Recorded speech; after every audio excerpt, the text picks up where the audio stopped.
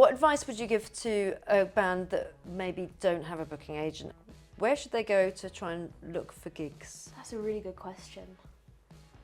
I think support slots. I think look at supporting bands with similar audiences to what you want your audience to be. And 9 out of 10 times you'll DM a big artist and they probably won't reply. They probably won't even see the message. But there is that chance that they do. And I think one credible support slot can really put an artist on the map. This is the Creativity Clinic, a show that inspires creatives to take meaningful steps to fulfill your passion. I'm Kirsty Hunter, an entrepreneur and founder, best known for my work in creative education and business, working alongside incredible artists to fulfill their ambitions. Here I chat with experts from the diverse pool of creative industries, offering you insights, education, and the motivation to those wanting to make an impact in the creative sector. Hello, Cara. Hello. Thank you for joining me on the podcast. Thank you for having me. Can you please introduce yourself? Cool. Yeah. I'm Cara and I play bass in a band called Newdad. I also play bass for a different band called the Colossals. And Kirsty used to be my teacher. I did. And randomly I taught sociology, which I did not train in. Really? I didn't know that. No.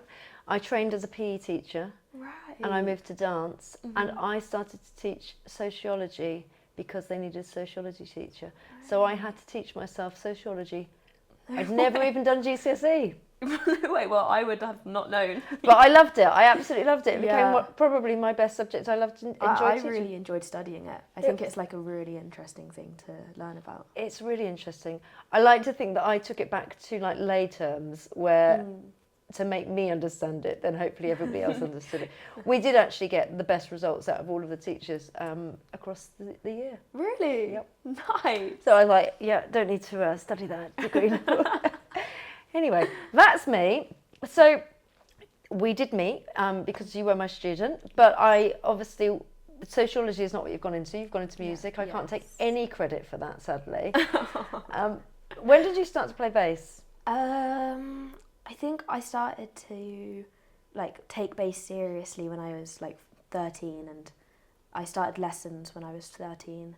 But I had a bass around before that, and I'd pick it up here and there. But I probably practiced once every 3 months. So. Yeah, okay. And are your family musical? No. No, so you just had a bass randomly and you pick it up and then you started to have lessons. When you started to take it seriously, just for those people out there thinking, I can just pick something up and learn it quite quickly, how much practice do you think you really did at that time? I don't think as much as people would think. Okay. Like, I think there's different approaches to learning an instrument, and I, like, with no one around me telling me how to learn it, or like any family members with experience of learning an instrument, I just kind of did what I wanted. And I had like a bass teacher that was so open to just, like, I kind of brought him what I wanted to learn and he'd teach me. So I never like learnt my notes or my scales until I was 17, I'd say. I just kind of learnt songs that I wanted to play, and then I think if I was listening to music, I'd just play bass alongside it, and that was how I practiced. So very casually for the first few years. I think it's really important actually. I'm just saying to you before, trying to get my daughter to play, and what's really interesting is that sometimes she's steered to play certain pieces of music that just do not suit the genre that she tends to listen to. Interesting. Or if she was to sing alongside it as well. And I can understand that actually, at least if you are inspired by a piece of music and you enjoy it, you're going to want to be able to play alongside it. I think you have to enjoy what you're playing. Like, I found it so hard when I finally had to learn the basics that I probably should have learned when I was younger. Like, it probably would have helped me. But I found it really hard to sit down and just put my mind to it because it's not as fun. Like, I feel like learning an instrument should be really enjoyable. Yeah. Do you do other things as well? Do you sing? Do you play any other instruments at all? I played drums before I played bass, really. I had drum lessons when I was in secondary school, like year 7, and I had them throughout my like whole schooling, but then kind of stopped when I left, because I mean, drums is quite a hard thing to practice at home if you don't have like a big space for a drum kit. A big space and soundproof rooms that you're not Exactly. going to really upset either your housemates or your neighbours. Yeah. So I haven't played drums in a long time, but I would love to again one day. And then I've recently started doing vocal lessons to just do backing vocals when needed, which is hard. I'm not a natural singer. Well, I think also it's putting yourself into a different comfort zone, isn't it? And doing something, particularly as you get older, I think becomes harder until you start to go, actually, I just don't give a shit anymore. But I really think that, especially with something like singing, like it feels like quite a vulnerable thing, because it's like your actual voice. yeah, Like with an instrument, I think there is a layer of just being able to hide behind your thing. Like it's, I know you physically hold that, and it's so comfortable. yeah. It's like a wall, like it really is. And singing's just Yeah, like, you've got that barrier between you and everybody else. Otherwise, Yeah. you've just got that microphone. You're still really on show. No, I get that. I started recently singing in a musical theatre choir, cool. but a choir, because whenever they say, "Does anybody want to come and sing and do a solo?" I'm like, hell to the no. I'm not there yet. I will come along. Maybe And with one everybody day. else, yeah, maybe one day. I said maybe 10 years. And my choir leader went, you Yeah. probably shouldn't leave it that long. I'm like, yeah. It's great fun, but it's great to know that you've got that other support there. And I think maybe the same when you're playing the bass, is at least you've got the rest of the band to be able to support you. Like I know a lot of bassists that write such incredible solo pieces, and maybe I will one day, but I think it's such quite a brave, vulnerable thing to do, and Yeah, I like being part of a collective. yeah. I think I'm with you on that. So you mentioned about composing music. When you're with either one of those bands, are you part of that composition, or do you get given kind of? Are there certain lead members of the group that do that composition, and then you add to it? I think it really depends. Like sometimes it will be like we all sit down together and do something. Sometimes maybe one person will bring something to the rest of us, or like a couple people have worked on something together. And with one of the bands, Newdad, like I joined the band late, so there's already most of the songs had been written and performed with like a previous bassist. Right. And like a lot of the new material that we still release are really old demos. Okay. And I'm like obviously welcome to like change parts and stuff. But Yep. yeah, I think it really varies with the writing process. But I don't think I've ever been a huge writer either. Like I've always loved playing. Yeah. I've always just wanted to kind of skip straight 1 to 10. But I really I think recently I've been thinking a lot about wanting to try write more. Yeah. I've just for my birthday finally kind of got like an interface and like the stuff I need to start recording my own music. So it'd be cool to do more of that myself. Give it a go. Yeah, why not? And you might really surprise yourself and come up with something absolutely everyone's going to love. So, so your bands and the other people that are in them, where are they located? So you're in East London. I'm in North London North now. London. I was in East London though. I mean all over London. Everyone's in London. Okay. But literally all different four corners. Yeah. And so how do you come together? How often do you see each other when you're not doing a gig or touring? Well, one band, Newdad, like most days of the week, we end up in rehearsals or meetings or something similar. Yeah. And we kind of have a spot down south, which we all, like we keep all of our gear there, like in the storage unit, but we can also rehearse there. Right. So that kind of feels like our hub as a band a bit. So I see them all the time. And then the other band, not as much. Like we used to, when we were at Brit, we would see each other, every day, but we would rehearse like 2 or 3 days a week in our drummer's family home and stuff. And it was we would always be together. But now everyone's at different unis and stuff. It's kind of a lot. Time doesn't allow. a bit trickier to get everybody back together. Mm-hmm. Really kind parents, very understanding. Really kind parents, and they would cook us dinner as well. Or like we would be like, we'll go and buy our own food, but every night of the week they would always cook us. They'd love it, a obviously. meal. They must have So been lovely. brilliant to have you there, have live music. Was the house detached? I'm assuming it was. Yes. Okay. I think there was like a garden studio kind of room. So at least the room we were in was detached. And I suppose also when you are listening to certain neighbours playing instruments or performing in some way, you don't normally mind if it's good. Yeah, hopefully it was good. Yeah, I'm going to assume it was pretty good.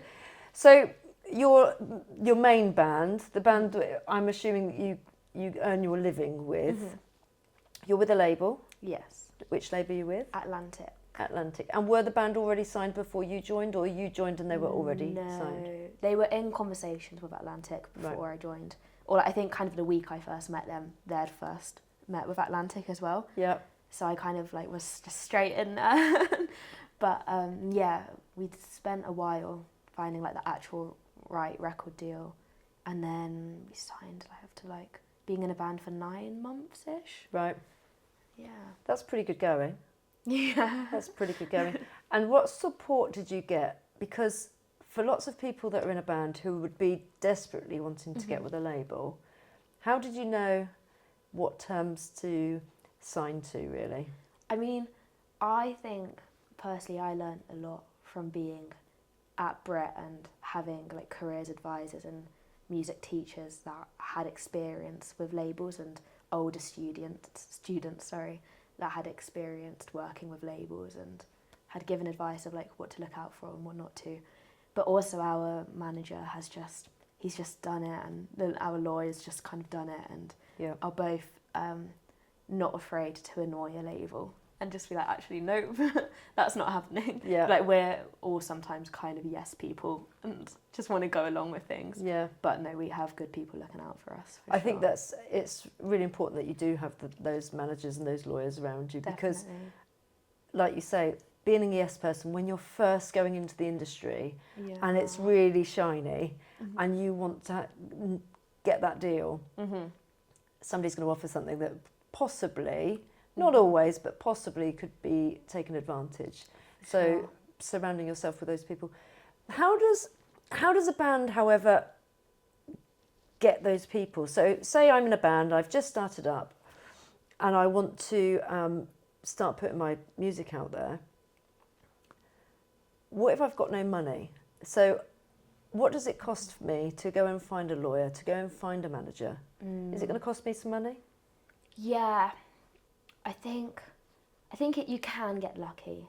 Like, I mean, I can't 100% talk firsthand because the band had released music before I joined. As far as I know, our lead singer she had saved up, like, not a huge amount of money, but just kind of a little bit enough to send her demos over to a producer that was really happy to do it for like a low fee and just be involved. And she found him through just seeing his work with other people, a band called Just Mustard, and the producer's called Chris Ryan, and he's really lovely, and like he really kind of made those original songs. Right.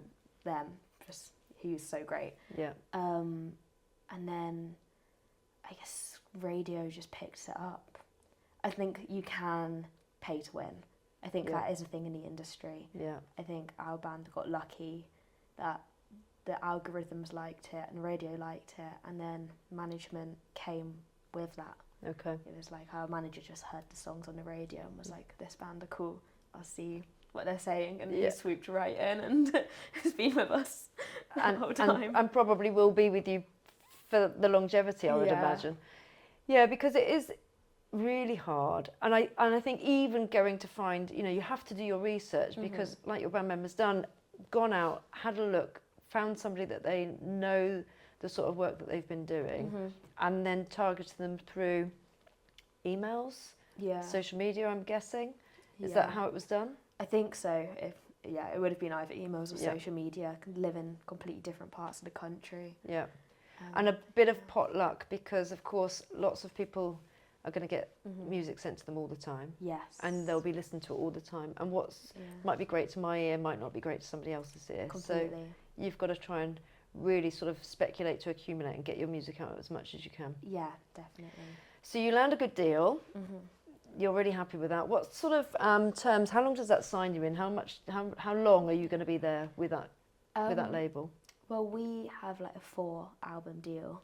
Okay. So, yeah, I guess in an ideal world, we'll put out 4 albums with the label if they want to keep us on for that length.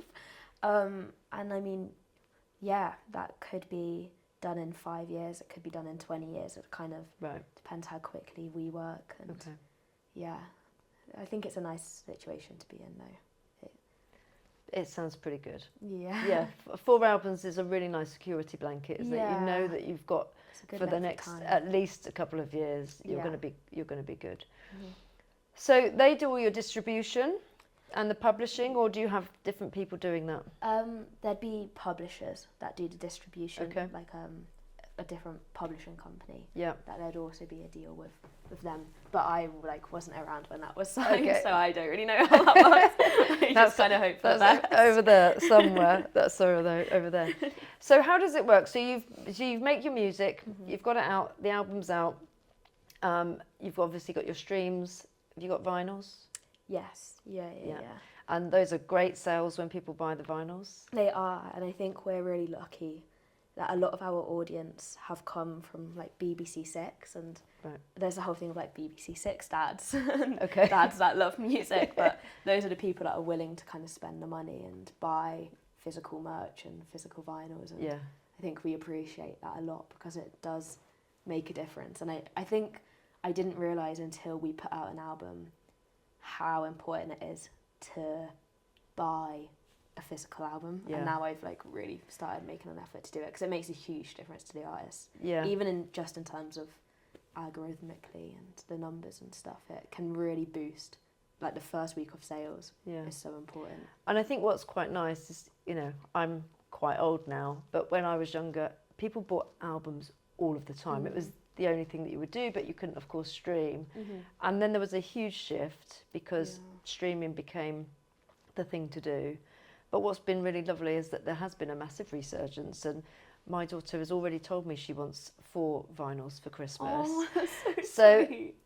And you see, you know, you've got your record players out there that people can go and buy, but all of these shops that are playing and selling old vinyls, or you know, HMV now back open on Oxford Street, which is brilliant. Yeah, it's so great. It does just give a real sense of kind of a new movement back to what it's really nice to have a physical product, isn't it? I really think there is a bit of a movement back. Yeah.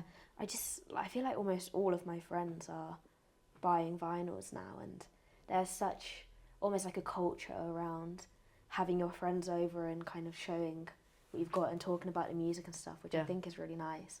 And I actually don't have a vinyl player, but I have loads of vinyls at the moment, and I really need to get something to listen to them. You definitely need to get one. I just remember my uncle had like hundreds of vinyl, and it was just, you go through them, and just flicking through them is just a joy, isn't it? It's so amazing. But where they went, I just think it's absolute sacrilege, because I know that I didn't get them, and I remember always having my eye on like so many of them. Yeah, and I guess the merchandise thing as well, when you're kind of doing a tour, it's the thing that actually you make the money on, isn't it, really? So you've got the streams. Yeah. I think it's so tricky now with merch because venues take such a big cut. Right. And obviously if you're travelling through Europe, there's tax on that as well. Right. So we haven't really been selling merch live in a long time just because you actually can't afford it. Oh, okay. Like the stress of actually hiring someone to sell the merch, and then the cost of making the merch, and then shipping the boxes and everything, a lot of the time doesn't actually make any return. But I think if you're above a certain level, it makes a huge income, but it's kind of finding that tipping point. Yeah. And I'm not sure what that tipping point is yet, but I think it's quite a bit above where we are. Yeah, I mean, you probably don't have to be Taylor Swift to be making the money, but... No, definitely not. Yeah, okay, got you. So, with the touring, so where have you toured? Where have you been? And where in the world are you kind of like a huge hit? So we've done a lot of Europe, like obviously UK, but we're going over to China and Japan next month, and a tour around the US as well, which will be our first time in all of the countries, really. And we've heard really good things about our music in Asia, which is like, I don't know, it's so surreal because especially with China, like we're so disconnected because there's completely different social media and streaming apps. So we rarely actually interact with people listening to the music over there, and we don't really know what they're saying. But then it's like the fastest selling tickets I've ever sold in a country, and Oh wow. Our album art basically has had a bit of a moment where people are taking it and creating their own version of it. Okay. Not even like necessarily knowing it's our album art, but they're turning anime characters or like characters from their favourite TV shows into the art and like blending the two together. Okay. Which has been so cool, and I think that's been a really big thing around both China and Japan, but specifically China. So I'm really excited to kind of go over there. And it's a huge market as well because there's so many people. It's such a large country. Are you doing a number of different locations when you go? Yeah, we're doing 3. Shenzhen, Beijing and Shanghai. Okay. 3 shows in 3 days, so we're not there for long to have a look around the country as much as we'd love to, but it will be so cool. It will be really cool. I went to China in 2007. Cool. And it was just completely different because of course when you go to Europe you can at least normally understand or able to pronounce some of the words that are, or there might be a lot of English around. There really is nothing. Right. So you have to kind of like bank that. Well, you just have to bank. Most of the Chinese can speak, particularly in the major cities, can speak really great English. Oh, really? So yeah. So you'll probably be okay. That's nice. That'll be So that's really exciting. So when you go on your tours, how long do they tend to last? And then what happens sort of afterwards and beforehand? I think I've only done one proper headline tour of the band, and that was 2, maybe 3 weeks. Around the album release, there was a week of like pre-album kind of promotion and stuff, and then post-album a week of doing the acoustic in stores and like going around and doing like signings and stuff. Yeah. And then the actual tour. So altogether, like, it kind of felt like a month or so, but split up a little bit. And then we've done like quite a few support tours, and all of them tend to be around 2 weeks. It feels way longer. Yeah. It feels really, really long when you're like doing it and you see it on paper. But I actually think it's not more than 2 or 3 weeks ever so far for us. I think the longest consecutive run of shows we've done really has been this summer. Like, we've had shows every weekend since late June. Is that based on festival season? Yeah. So there's always 3 days off kind of in between, like Monday, Tuesday, Wednesday. But yeah, we've never had that many shows in such a short space of time. Yeah. So you've been busy. This is now your holiday period. It actually is, yeah.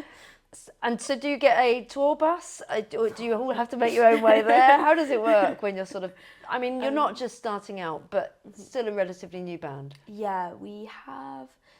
It kind of depends where we're going, where the shows are. If it's 3 shows in the UK, probably like a splitter van, so you can fit 9 people and has space in the back. And then just drive on the day, hotel. Or if they're close enough to London, we'll often drive to the festival and drive back and stay at our own homes to save money and stuff. And then kind of same thing for Europe. But of course, like, sometimes you just don't have the time to drive and it has to be planes. Yeah. And yeah, I think that's the hardest, is travelling on planes and trains like Eurostar and stuff, because you have all of these massive bags with you and you're such an inconvenience to everyone. I was going to say, around so you. you've got your flight cases, you've got your instruments. Yeah. There's probably nowhere that you're going to set up and they've got everything as you'd want it. So you have to take everything with you. Yeah. Have you got other people to help you carry the equipment? Usually, like, we've been travelling with a front of house engineer and like a monitor engineer too recently. So they'll always help us. And if we're lucky, we'll have like a couple, not like all the time, but sometimes we'll have a tour manager with us, or sometimes our manager will come with us just based on availability. Yeah. And then that makes it a lot easier when there's more people. But we did one show for the first time, just the 4 of us, because all of our crew got sick the day before, pretty much. So we're like, okay, we've got to fly by ourselves for the first time. And it was fine, but at the same time, like, everything went wrong. We had 2 missing passports. Oh, God. It was all fine. We played the show, we got there. But, yeah. Yeah, I suppose you don't really think about it, of all of the artists that you're ever going to watch on stage. You're not thinking about those times that they're in the airport and they're having to go through passport control and, you know, and you've suddenly, like, lost something. But we're all human, so it's going to happen. It all happens. I think we've all taken our turn with a missing passport now, and it's always worked out. No one's ever missed a show or missed a flight, but we've definitely come close to missing flights just from not being organised enough. We'll get there. You work it out in the end. You get there. It's fine. So what was the best show that you've ever done? Ever? Yeah. I think Glastonbury this year probably was. I mean, it's probably like, you know. It felt like it was a big thing that everyone was looking forward to, and we had everyone we knew there. We'd put so much like time and work into that specific show, and like I think we all felt really good. Like we'd had our like hair and makeup, and we felt just good in ourselves, which I think makes a huge difference. And also like the crowd just was kind of blew us away. Yeah. Like we really weren't expecting that many people to be there, and it was also our first ever televised show. It's just kind of everything really fell into place, and I really enjoyed it. What time slot did you get?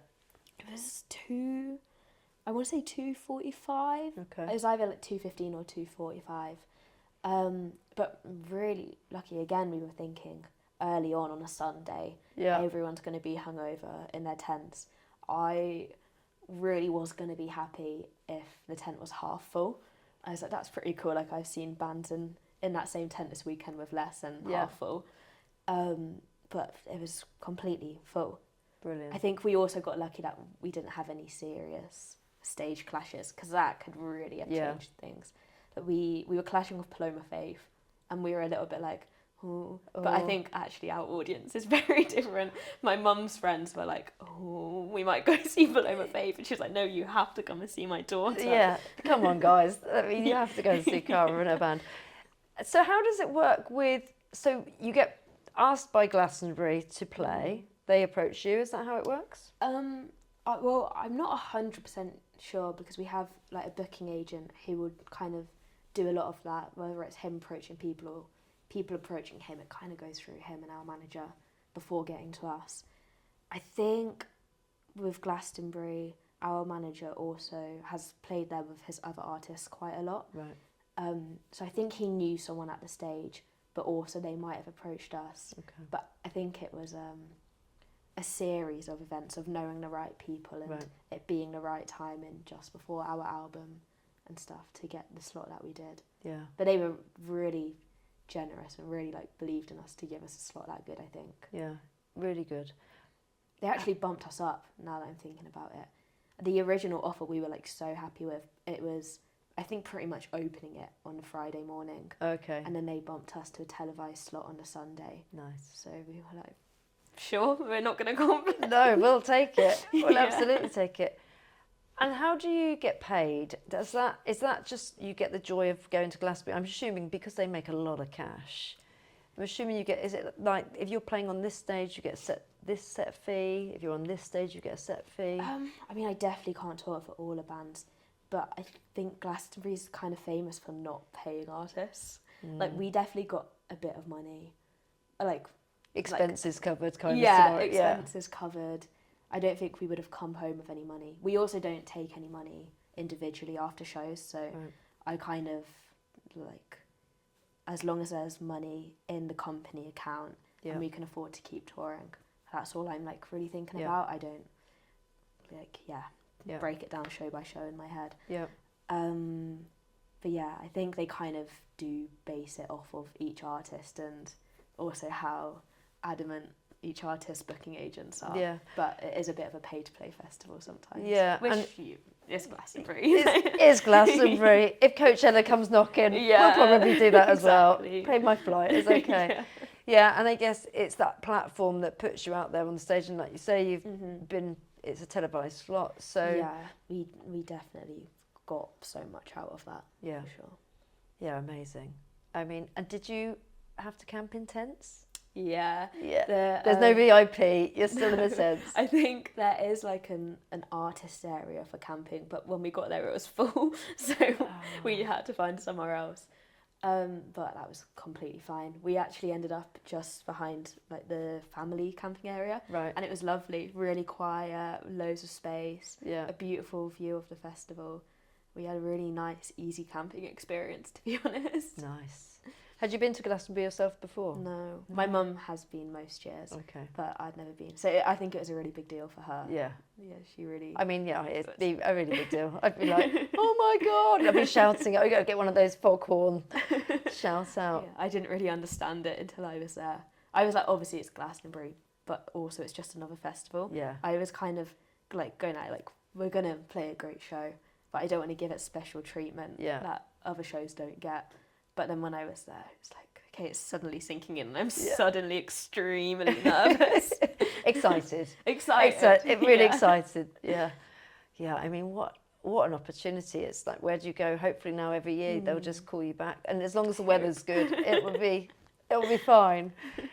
Amazing. So going back to how you get paid, what happens, because there's going to be a lot of bands out there that maybe are not in the same situation as you, who are going and doing touring, they're doing their gigs, and it might be a ticketed event, or it might be that they're getting paid by a venue. That was probably the normal way it would work. Yeah. When you've got a label, money goes to the label, Yes. and then from that siphons into what is then, as you describe, an account for the band. And then at some point you get paid a salary out of that. Yeah. So that's what we all do, is we just pay ourselves a salary out of the group account. And then just all profits go straight into that, and it can kind of be split through that. And I think that's the easiest and the fairest way to do it. Maybe if in years and years and years more of success, then we can start thinking about bonuses and stuff, but I don't think that'll be anytime soon. Early days. Yeah. And how does it work with the royalties on the music that's played, whether it's on the radio play or if you've got some music that's suddenly picked up by a TV show or something like that? How do your royalties work? Are they going into the same account and you're just leaving them there? Yeah, pretty much. I mean, obviously, the label and also the publishers for sync stuff will take their splits first, and then we'd each have our individual royalty splits, and that will go straight to us individually. Yeah. I still haven't had mine set up, or I've not got any of that yet. But I think it takes a while for the whole like songs to process and everything before you start getting the money from that. But then if it's like a TV show buying a song to use, that will then just go into our group account. Yeah. Pretty much everything apart from those direct royalty splits would go into the group account. Yeah. So I suppose it's also quite important the manager being also by your side when those things are happening, so that you know that everything that's coming in is as it should be. Yes. Yeah. Definitely. Our guitarist is really on it with numbers and stuff, Right. so he really keeps it in check. Yeah. So, Am I right in thinking that it's kind of where you have to recoup afterwards? So essentially things happen, they take place, but actually it's only later on that you go back and then say, this is what's taken place. The money now comes in at a later point. yeah, I think, so there's like, I guess a pot somewhere of money that needs to be recouped, that the label have invested in us. Yep. And that will always be like ciphering in through the songs that are currently getting streamed, but it just won't be that much. And then they will just have the rights to recoup that until it's recouped. Yeah. Basically. And at that point you'll be like, brilliant, now we just get everything coming to us, which will be a delightful moment. Yeah. How did you, in the very first place, so you left Brit, and actually just before you left Brit, you joined Newdad's, is that right? Or was it just afterwards? Yeah. I think it was maybe just after the actual last day of school, but before like the results and before prom and that. It was somewhere in that time frame. Yeah. Yeah, and I just kind of met them through another friend at Brit. He was now also my manager. He was managed by him for a long time. Right. And then when they needed a bassist, our manager had seen me at one of the school shows, and kind of it all came together, and I met the band, and there were so many weird coincidences of us meeting each other, like we were very similar people, so it just stuck. I was only supposed to be a temporary member for a little bit, and it just kind of... They're like, we quite like her. She fits in well, so like just keep taking her on our tours. So you were performing at a show at Brit, and this person was in the audience, and they went, I like you. Which is really strange to think back on now, because I wouldn't have met him that day or anything. Yeah. And actually, we never really did invite huge numbers of people that were agents ever looking for artists, so it's quite a rare occurrence. Yeah, and he wouldn't have even been invited by the school or looking for people. He was just there to see my friend. Yeah. And then he happened Suddenly to went, have some influence, I guess. I mean, it's definitely, luck definitely comes into it, but also, do you know what show it was? The Nebworth show. Okay, yeah. Oh, I remember the Nebworth show. I'm sure there was a bit of controversy about that show. So, do you think that you'd ever, because, so in the band, you've got 2 females and 2 males, is that right? So do you think you'd ever try and grow it so you just have an all-female band? Oh, I think the boys would be very angry at I think they might be, yeah. And you'd probably have to change the name from Newdads to New Mums or New something. That'd be funny. Yeah, it would be. So you've been with these guys for a couple of years now. They are obviously with you.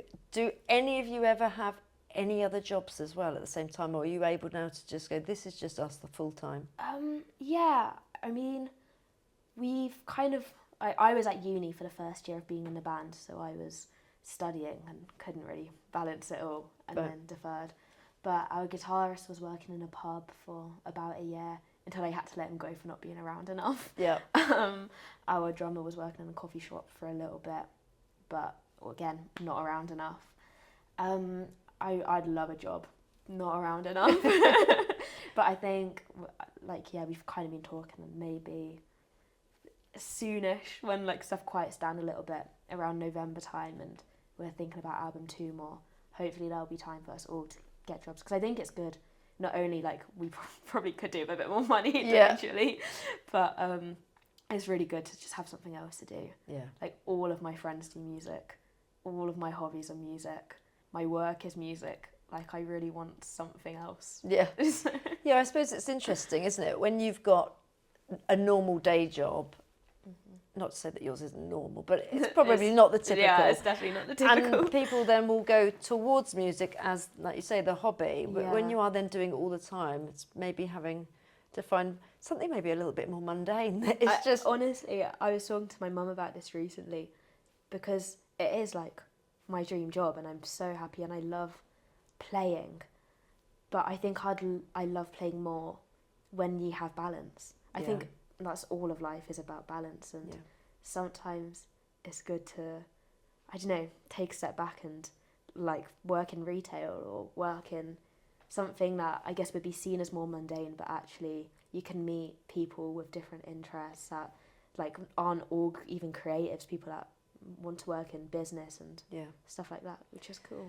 Yeah, and I think the only issue that you've got really is trying to find a really supportive employer. Someone that will hire me. That is willing to let you at the drop of a hat. I mean, because things are planned. We know that most things are planned, but there will be times where people will ask you to do a gig, right? Yeah, so often it will be we had 6 days notice for an American tour once, which didn't happen because it was 6 days to get a visa. And I think we had 5 days for a UK tour. Things can be planned 6 months in advance, but they can also be planned less than a week in advance. You just kind of take it as it comes. Yeah. So do you have next year's summer set already kind of in your head about what that might look like? I think we've got the goals of where we want to be. We in our head have a few festivals that we would love to hit, and we'll definitely, our agent will push for us to be at those shows. And I think we have had a couple of offers here and there, but I guess that will start coming in around these next few months. What festivals are you allowed to say? Which ones you'd like to do? I can tell you off camera, maybe. I don't know if I'm allowed. All right, we'll do that in a minute. Yeah. Okay, just trying to think. And what was other than Glastonbury, what were some of the other ones that you did this year? We did like truck and transmit, boardmasters, Kendall calling, why not? I think we didn't do Reading and Leeds, but we did a lot of the other Right. similar circuit Yeah. around that. And then we did a few in Europe as well. We did Electric Picnic and All Together Now in Ireland, which were both really... Oh, and All Points East. Oh, That was like good. last week, and that was kind of apart from Glastonbury, the big one of the summer Yeah. for us. That we went And to. I think it's pretty much the last festival, isn't it? All Points East. There's Yeah, it's not quite normally towards anything the much end. after that. Yeah. Yeah, it's pretty epic. It's a pretty epic run. So other than maybe starting to find a job in retail, which I mean, you just want a holiday. So I suppose you don't need to go and get a job financially. You're in a place possibly now that you wouldn't need to do that, and it would just be more because you want to keep yourself sane, or it would be Yeah. helpful. It would definitely be helpful. Yeah. I'm in a very lucky place financially where I can just like pay my rent and pay my bills, but maybe not have a disposable income. Yeah. And I think I would like a disposable income. I've worked hard. To be honest. Yeah, Yeah. It's time. It's time. I like a distraction and something else to do, but also, like, I guess the privilege that comes with having financial freedom Yeah. and stuff. Yeah, I think it's quite telling, isn't it, that even a band that's as successful as you're doing at the moment, you're doing all of these circuits, but yet still at this point in your career, it's not like the money's flowing in and you're just going, let me go on loads of holidays. You haven't got time for that. You're in the countries anyway. But yeah, it's quite interesting that it's so hard for artists to get booked. Yeah. So you've got a booking agent. What advice would you give to a band that maybe don't have a booking agent and they're, based in maybe whether in London or further afield? Where should they go to try and look for gigs? That's a really good question. I think support slots. I think look at supporting bands with similar audiences to what you want your audience to be. And 9 out of 10 times you'll DM a bigger artist and they probably won't reply. They probably won't even see the message. But there is that chance that they do. And I think one credible support slot can really put an artist on the map, a smaller one. Yeah. I think you probably won't get paid a lot for it at all, and it'll be like support tours are a tough one to finance, but I think it really can help an artist a lot. Just it introduces you to an entire new audience. Yeah, I think that's really good advice. And I guess, like you say, with whether they're going to reply or not, because they might not be the people that are on the end of the socials, right? Exactly. Is that the case for you? I mean, you've got quite a large social Sort of. following. It's kind of a mix. Like, we do have people doing our posts for us. Everything does go through us first. Yeah. I'm still personally logged into the account and I do go through the messages and reply where I can and stuff. But it is hectic and it's really overwhelming at times. Yeah. I understand why not the entire band want to be logged in, because when you see comments it can get to you, and even just the messages, it's so intense. And I think we're not famous by any means, and I don't want to come across as if I'm saying that, but I think sometimes people do feel entitled to you or your time, and they feel as if they know you. Yeah. And sometimes that can be a really lovely thing when that's that healthy connection, but it can also really cross boundaries and be too much. I think finding that balance is good. And it's the stress of posting on social media is a whole different thing. So again, we are lucky to have people at the label that can do that for us. Yeah. And I suppose also just trying to navigate your own social media, kind of just being, because it can just take so much of your time, can't it? It's really enduring just to kind of respond to your own work, emails, then your socials. So to have another account where, of course, people are then going to be bombarding you, whether it's with likes, loves, even those good things, like you say, are going to be quite a lot to take in on a daily basis, if not a weekly basis. Yeah, it is it's just such a strange world. I think there's a certain, I don't know, I think you really have to be in the right headspace to be so publicly seen in general. Yeah. And I think when your whole life is thousands of people watching you, and like, I don't know, I think it's healthy to take time away from that for sure. And yeah, I don't think any artist should be expected to be so on their social media. Yeah. So you mentioned, you used the word famous, but maybe not to refer to yourself. But I mean, there's a point, right? There's a bit of a tipping point for a lot of people. They will know who you are. Are you at the point where you've been stopped in the street, or are you still quite safe to walk down your local high street? Oh my God, I'm definitely safe to walk down my local high street, 100%. I'm trying to think. We have obviously been like stopped here and there. Like it's more when we're all together, Yeah. or we're all at a festival, or like in a city that we're playing in. I think people tend to be kind of more alert to what's going on. Yeah. Like never really in London. Actually, the first time I met the band, they had just moved to London, and we were all sitting in Clapham Common together. And it was the first time they'd ever been recognised in public. Someone came up and was like, "Love your music, guys." I moved on, and they were like, "She's going to think we're really cool." And they were like, they literally said, "Yeah, that happens all the time." And they were like, since then they've told me that was the first time it ever Brilliant. happened. Did they like, "Oh, we'll sign something for you"? No, we're too busy. Yeah, I mean, it must be quite an amazing thing when it's happening for the first time. But a bit like the social media, Yeah. it's like, well, this is great, we've got followers, but it's when it maybe then isn't quite so positive that, you know, people are going to be doing it all the time. You want to be able to still go to the local shop and get milk, right? So pluses and minuses. So what's the dream? So you've got 4 albums. So you've got, does that mean you've got 3 albums ahead of you? Yes. Yeah. We're kind of in the process of figuring out album 2 now. Okay. So, yeah. So the potentially in 2025 we might see something. I'd say definitely. Okay, that's good. That's the news. goal anyway. That's the goal. 2025, and then after that, where do you see the next 5 years for you? I really don't know. I'm kind of taking it as it comes. I think in an ideal world, the second album will really kind of boost the current music that we have online, and that will give us more of the platform. Yeah. You know, like I think the first album is getting the foundation out, and the second one is where we really want to kind of break into the, I don't really know what the word is, but just the music circle more, and hopefully book those bigger festivals that we want to do. And I mean, the industry's quite small, isn't it? Really, it is. Yeah. You mentioned about breaking into the industry, but you're already. For many, they would consider you already to be in. No, 100%. I feel like I kind of think of it in levels. Like I think there's an initial break-in. Yeah. And then there's like the break that I think Fontaines have just had that.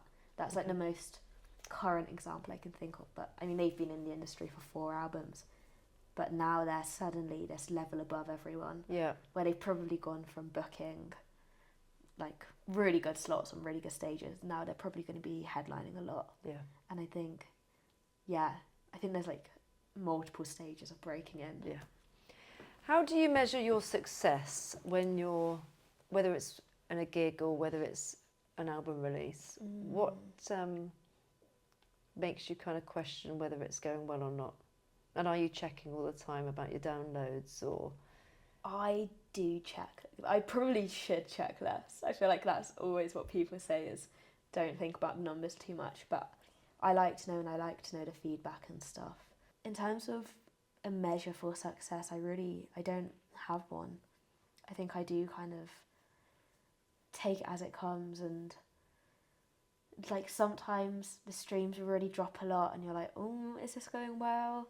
Or sometimes there's a bad show and you're like, maybe things aren't great. But I think it's knowing and like being optimistic for the future. Yeah. Yeah. And just enjoying what you're doing. Yeah, exactly. Yeah. So when the tour season's done, as such, and festival season's done, the in-between times, so let's just say I was a live music venue in London and I wanted to book you, is that something that people can still do? Are you still accessible to the sort of smaller locations? Probably not. I Okay. think, like, the thing is when you get, I mean, at least, I think it really does depend band to band, because there are bands like Shame who are arguably way bigger than us, and they regularly play all over London all the time, and all of the, like, the small pubs. Obviously, it always sells out, and people are there for like a night out. I think our music and our live show isn't really, it's not like a night out thing. Right. So I think it's kind of, I guess the way we see it and the way our agent and manager sees it is you want to sell out the best venue that you can. Yeah. And so I think having the time between shows makes it so that people are more likely to buy the ticket. Yeah. I guess it's the same if you see people doing multiple Glastonbury sets. And I think for so many bands that's great, and especially earlier on that's great. Whereas for us, we were like, we'll probably only do one, so that as many people as possible come to that one. Yeah. I think, so we haven't taken any external booking, not in London anyway, we haven't taken bookings in a while. I think Europe's a different thing because we're still trying to figure that one out. Yeah, it makes sense. So if people wanted to come and watch a show, have you got any booked in that they can be steered towards? Not in UK for a while. So unless they want to come to China or Japan? Yeah, pretty much. Okay. I think the next... actually, I think there probably will be a London show, a small one, as more of like a release party for music soon enough. And then the next shows after that will be when we release the album. Okay. And so if they wanted to know when those dates were, are they best to follow you on Instagram? Yeah, I'd say Instagram. It's Newdad. Newdad. Newdad. Are you on any other socials as well? I mean, Newdad. Yeah. Like all the classics. All like the there's Twitter, Facebook, YouTube. Yeah. But I think Instagram's like probably the easiest one Okay. to navigate. So for all of the information and the upcoming details for any tours or shows, then go to Instagram. A question that I always ask my guests at the end is if you were to make any recommendations for whether it might be a band or somebody to follow or something that you think that people should go and see, that obviously other than your own shows, what would you recommend? There's a band called Cardinals who are coming up out of Cork in Ireland at the moment, and I think they're so amazing. Okay. I think they've got such a really cool, unique sound going for them, but it's still rock music, and I really hope they do well, and I think they will take off this year. Put a bet on that one. Yeah, I'm putting my bets on it right now. I'm trying to think who else. Yeah, I just think there really is so much good new music out at the moment, and I think there's a lot at the windmill scene in London. There's loads of bands coming out of the windmill at the moment. And there's Man, Woman, Chainsaw, who are the year below me at school, and they're doing really well and are really great people. Yeah. So yeah, I'd say. Yeah, we have a couple of people from Brit that are doing exceptionally well, don't we? So, well, I wish you all the best. Thank you. Thank you so much for joining me on the course. podcast, and I look forward to hearing the new album when it's out. Thank you. Thank you.